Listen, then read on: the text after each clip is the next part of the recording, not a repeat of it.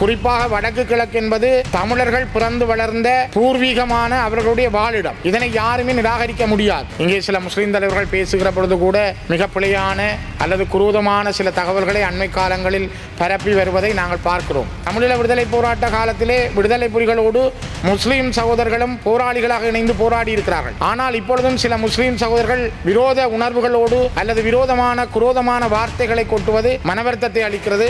கிளிநொச்சி கனகபுரம் துயிலும் இல்லத்தில் ஒரு முஸ்லீம் சகோதரருடைய வித்துடல் இப்பொழுதும் இருக்கிறது. ரவூப் ஹக்கீம் அவர்களும் கூட இப்போதைய தலைவர், அவரும் அந்த பேச்சுவார்த்தை குழுவிலே ஒருவராக சில இடங்களிலே பங்கு பெற்றிருந்தார். அவர் கிளிநொச்சிக்கு வருகை தந்து தலைவர் பிரபாகரன் அவர்களை நேரடியாக சந்தித்தும் இருந்தார். அவர் வந்த பொழுது அவருக்கான புறம்பான சமையல்காரரை கூட கொண்டு வந்து உங்களுடைய சாப்பாட்டு விடயத்தை தனியாக கவனிப்பதற்கும் தலைவர் பிரபாகரன் அவருக்குரிய வழிகாட்டலை செய்திருந்தார். பல நான் நினைக்கிறேன் முன்னாள் அமைச்சர் கிஸ்புல்லா அவர்கள் கூட மிக தெளிவாக மேடையிலே பேசியிருக்கிறார். நான் தான் அந்த அம்பாறை மாவட்டத்தில் இருந்த ஒரு இந்து கோயிலை இடித்து அந்த இடத்திலே கட்டடத்தை கட்டினேன், நான் ஆயுதங்களை வாங்கி ஊர்காவல் படைக்கு கொடுத்தேன், நான் ஊர்காவல் படையை உருவாக்கினேன், ஜிஹாத் என்ற அமைப்பை உருவாக்கினேன் என்றெல்லாம் வெளிப்படையாக அவர் பேசுகின்ற பல வீடியோக்கள் உண்டு. இப்பொழுது அப்படி இருக்கக்கூடியதாக நாங்கள் முஸ்லிம்கள் மீது அல்ல முஸ்லிம் சகோதரர்கள் மீது எந்த கோபங்களையும் கொண்டிருக்கவில்லை. காரணம், அந்த யுத்தம் நடந்த காலங்களில் இரண்டு பகுதிகளுக்கும் இடையில் நிறைந்த காயங்கள் உண்டு. காலஞ்சென்ற முன்னாள் கௌரவ பாராளுமன்ற உறுப்பினர்கள் பி தயாரத்ன, காமினி லொக்குகே, இந்திரதாச கெட்டியாராச்சி, சேகி இசதீன், WGP ரணதுங்க போன்ற முன்னாள் நாடாளுமன்ற உறுப்பினர்களுடைய நினைவுகளை கொள்ளுகின்ற நாளாக, அவர்களுடைய செயல்பாடுகளையும் எண்ணங்களையும் நினைக்கின்ற நாளாக இந்த நாள் அமைந்திருக்கிறது. மிக முக்கியமாக எனக்கு இதிலே காமினி லொக்குகே அவர்களை இந்த பாராளுமன்றத்திலே நான் பாராளுமன்ற உறுப்பினராக வந்த காலத்திலிருந்து அறிந்து கொண்டேன். அவருடைய செயல்பாடுகளை பார்த்திருக்கிறேன். அவருடைய குடும்பத்தினருக்கும் ஏனைய உறுப்பினருடைய குடும்பத்தினருக்கும் என்னுடைய ஆழ்ந்த அனுதாபங்களை நான் தெரிவித்துக் கொள்கிறேன். மிக முக்கியமாக சேகி இசதீன் அவர்கள் ஒரு நல்ல பாராளுமன்ற உறுப்பினராக இலங்கை முஸ்லீம் காங்கிரஸ் உருவாக்கப்பட்ட காலத்தில் அந்த கட்சியினுடைய ஒரு ஆரம்ப கர்த்தாக்களில் ஒருவராக இருந்து முஸ்லீம் காங்கிரசினுடைய வளர்ச்சிக்கு மிக ஒரு தளத்தை அவர் உருவாக்கியிருந்தார். ஒரு சட்டத்தரணியாக, நல்ல ஒரு கவிஞனாக, வேதாந்தி என்ற பெயரோடு மிக சிறப்பாக இந்த மண்ணிலே தன்னுடைய அரசியல் பணியை மேற்கொண்ட ஒருவர். மிக முக்கியமாக அக்கரைப்பற்று பிரதேசத்திலே அவர் பிறந்திருந்தாலும் அவர் மட்டக்களப்பு மாவட்டம் மற்றும் அம்பாறை மாவட்டங்களில், அதைவிட வடக்கு கிழக்கிலே முஸ்லீம் மக்கள் வாழுகின்ற இடங்களில் முஸ்லீம் சகோதரருடைய வளர்ச்சிக்காக, உயர்ச்சிக்காக அவர் பெருமளவிலே பாடுபட்டவர். ஆனால் அவருடைய காலத்தில் கூட தமிழ் மக்களுடைய ஒற்றுமைகள் தொடர்பிலே அவரும் சில முயற்சிகளை மேற்கொண்டிருந்தார். குறிப்பாக 87ஆம் ஆண்டு கொண்டு வரப்பட்ட இலங்கை இந்திய ஒப்பந்தத்தின் பிரகாரம் 13வது திருத்தத்தின் அடிப்படையில் வந்த இணைந்த வடகிழக்கினுடைய மாகாண சபையிலே அந்த மாகாண சபையினுடைய எதிர்க்கட்சி தலைவராகவும் சேகி இசதீன் அவர்கள் தன்னுடைய கடமையை சரியாக ஆற்றியிருந்தார்.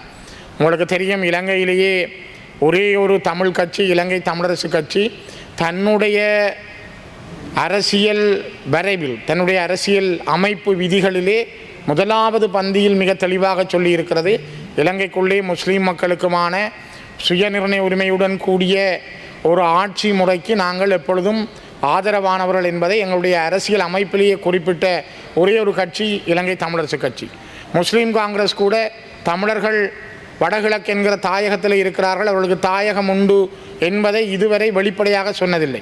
இங்கே சில முஸ்லீம் தலைவர்கள் பேசுகிற பொழுது கூட மிக பிழையான அல்லது குரூதமான சில தகவல்களை அண்மை காலங்களில் பரப்பி வருவதை நாங்கள் பார்க்கிறோம். தமிழீழ விடுதலை புலிகள் 2001ஆம் ஆண்டிலிருந்து 2006ஆம் ஆண்டு வரை சமாதான பேச்சுவார்த்தைகளை முன்னெடுத்த பொழுது, அந்த சமாதான பேச்சுவார்த்தைகள் நடைபெறுகின்ற காலத்தில் அதனுடைய ஒரு அங்கமாக அப்போதைய முஸ்லீம் காங்கிரஸுடைய தலைவர் ரவூப் ஹக்கீம் அவர்களும் கூட இப்போதைய தலைவர், அவரும் அந்த பேச்சுவார்த்தை குழுவிலே ஒருவராக சில இடங்களிலே பங்கு பெற்றிருந்தார். அவர் கிளிநொச்சிக்கு வருகை தந்து தலைவர் பிரபாகரன் அவர்களை நேரடியாக சந்தித்தும் இருந்தார். அவர் வந்த பொழுது அவருக்கான புறம்பான சமையல்காரரை கூட கொண்டு வந்து உங்களுடைய சாப்பாட்டு விடயத்தை தனியாக கவனிப்பதற்கும் தலைவர் பிரபாகரன் அவருக்குரிய வழிகாட்டலை செய்திருந்தார். அவ்வாறான ஒரு பெரிய நல்ல மனங்களோடு தமிழீழ விடுதலை புலிகளுடைய தலைவர் பிரபாகரனாக இருக்கட்டும், அல்லது தந்தை செல்வா காலத்திலிருந்து வந்த சம்பந்தனையா வரைக்கும் முஸ்லீம் மக்களுடைய உரிமைகள் தொடர்பிலே மிக தெளிவான எண்ணங்களை தமிழர்கள் கொண்டிருக்கிறார்கள். அதன் அடிப்படையில் தான் மிகப்பெரிய பணிகளை முஸ்லீம்கள் சார்பாக செய்வதற்கும் தமிழர்கள் விட்டுக் கொடுப்புகளை செய்வதற்கும் பல காலங்களிலே முயற்சி செய்திருந்தார்கள். குறிப்பாக பல நான் நினைக்கிறேன் முன்னாள் அமைச்சர் கிஸ்புல்லா அவர்கள் கூட மிக தெளிவாக மேடையிலே பேசியிருக்கிறார். நான் தான் அந்த அம்பாறை மாவட்டத்தில் இருந்த ஒரு இந்து கோயிலை இடித்து அந்த இடத்திலே கட்டடத்தை கட்டினேன். நான் ஆயுதங்களை வாங்கி ஊர்காவல் படைக்கு கொடுத்தேன். நான் ஊர்காவல் படையை உருவாக்கினேன், ஜிகாத் என்ற அமைப்பை உருவாக்கினேன் என்றெல்லாம் வெளிப்படையாக அவர் பேசுகின்ற பல வீடியோக்கள் உண்டு இப்பொழுதும். அப்படி இருக்கக்கூடியதாக நாங்கள் முஸ்லீம்கள் மீது அல்ல முஸ்லீம் சகோதரர்கள் மீது எந்த கோபங்களையும் கொண்டிருக்கவில்லை. காரணம், அந்த யுத்தம் நடந்த காலங்களில் 2 பகுதிகளுக்கும் இடையில் நிறைந்த காயங்கள் உண்டு, 2 பகுதிகளுக்கும் இடையில் தவறுகள் உண்டு. தமிழீழ விடுதலை போராட்ட காலத்திலே விடுதலை புலிகளோடு முஸ்லீம் சகோதரர்களும் போராளிகளாக இணைந்து போராடி இருக்கிறார்கள். யாழ்ப்பாண மண்ணிலே வீரச்சாவடைந்திருக்கிறார்கள். அம்பாறை மட்டக்களப்பு மண்ணிலே வீரச்சாவடைந்திருக்கிறார்கள். கிளிநொச்சி கனகபுரம் துயிலும் இல்லத்தில் ஒரு முஸ்லீம் சகோதரருடைய வித்துடல் இப்பொழுதும் இருக்கிறது.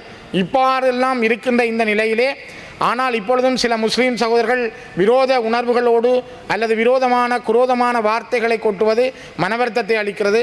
ஆனால் ஷேக் இசதீன் போன்றவர்கள் ஆக கூடுதலான அல்லது விரோதமான எண்ணங்களை கொண்டவர்களாக நான் உணரவில்லை. அவர்கள் தமிழ் முஸ்லீம் ஒற்றுமைக்காக தங்களுடைய பாதங்களை பதித்திருக்கிறார்கள். அந்த வகையிலே ஷேக் இசதீன் அவர்களுடைய குடும்பம் ஆறுதல் அடைய வேண்டும். அவருடைய அந்த சிந்தனைகள் தமிழ் மக்கள் முஸ்லீம் மக்களுடைய ஒற்றுமைகள் பலமடைய வேண்டும். குறிப்பாக வடக்கு கிழக்கு என்பது தமிழர்கள் பிறந்து வளர்ந்த பூர்வீகமான அவர்களுடைய வாழிடம், அது அவருடைய ஹோம்லேண்ட், தாயகம். இதனை யாருமே நிராகரிக்க முடியாது. அந்த தாயக கோட்பாட்டை ஏற்றுக்கொள்ள மாட்டோம்னு சொல்வதற்கு யாருக்கும் எந்த உரித்தும் இல்லை. ஆகவே அது எங்களுடைய தாயகம். அந்த தாயக மண்ணிலே நின்று அங்கு வாழுகின்ற தமிழ் பேசும் மக்களுடைய உரிமைகளை அங்கீகரித்து வாழுகின்ற பொறுப்பும் கடமையும் எங்களுக்கு உண்டு என்பதனால்தான் இலங்கை தமிழரசு கட்சி தன்னுடைய யாப்பில் கூட முஸ்லிம்களுக்கான தனி அரசு என்ற விஷயத்தை கூட மிக தெளிவாக சொல்லியிருக்கிறது. ஆகவே இந்த காலகட்டத்தில் இன்றைய நாட்களில் ஷேக் இசதீன் அவர்களுடைய ஆத்மா சாந்தி பெற வேண்டுமானால் தமிழ் மக்களுடைய ஒற்றுமையும் தமிழ் மக்களுக்கான தாயக கோட்பாடும் எப்பொழுதும் ஒரு நிலையானது என்பதை நான் மீண்டும் வலியுறுத்தி இந்த நேரத்தில் அவருக்கான அனுதாபங்களை தெரிவித்து நிறைவு செய்கிறேன். நன்றிகள்.